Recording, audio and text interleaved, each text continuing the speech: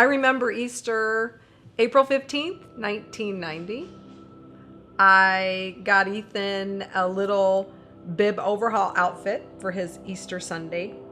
And I got him little red tennis shoes that were super cute, but a little too big and kept falling off.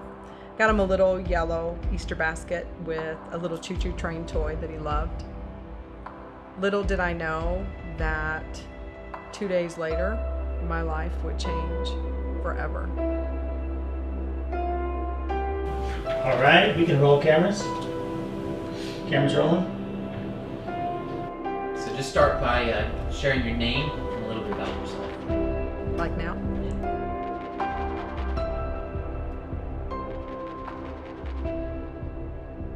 Hi, my name is Betty Ann Rutherford. I grew up in Joliet, Illinois, and I joined the Navy when I was 19, and I got stationed in Beeville, Texas. After about 4 years in the military, I found a sailor and married him, and he got a job in Houston, and we settled here. I have 4 daughters. 2 are engaged. One's getting married in July, and I have 2 younger daughters, one's 17 and one's 14, almost 15. My husband and I joined our first church. We were married about 4 years. Along this time, we had our first child, little boy. His name was Ethan. So Ethan was big. He was a big baby. He weighed almost 10 pounds. He had beautiful hazel eyes and chubby cheeks. Every morning he would wake up and be looking at me over the side of his crib when I came into his room in the morning. He was always happy, not a fussy baby at all.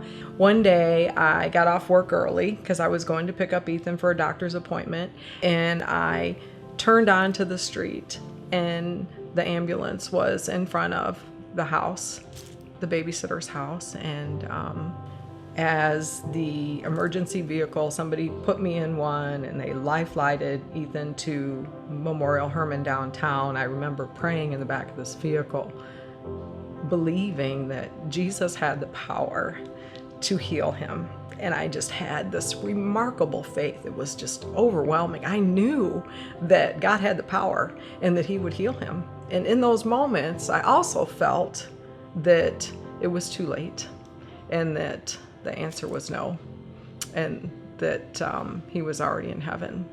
And when I got to the hospital, that's what the doctors came in and told me. Ethan died that day of SIDS.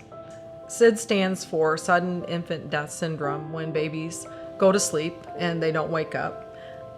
And so we walked out of the hospital. The weather was beautiful, and I just remember thinking, how does the world just not stop? I was in a haze of just shock and grief and pain as we drove home from the hospital that day.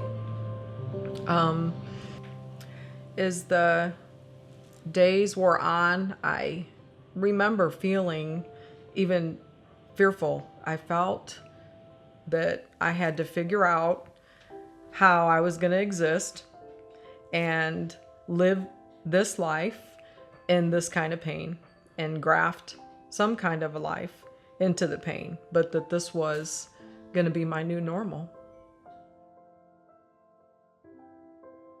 So as I journeyed down this road of grief and pain and loss, and I hung on to my relationship with God, and I walked each step with him, I realized that at the end of that journey, I was recovered, and he was healing me through that experience, and I could laugh again, and I could have joy again, and I could trust and know that he had me, and that this was going to be okay, and that it wasn't the end of my story. It was really a new beginning for me, and that because of having a relationship with Jesus, because of having a relationship with Ethan, that experience helped me to see Christ in a way that I don't know if I ever would have had I not experienced that desperation of really wanting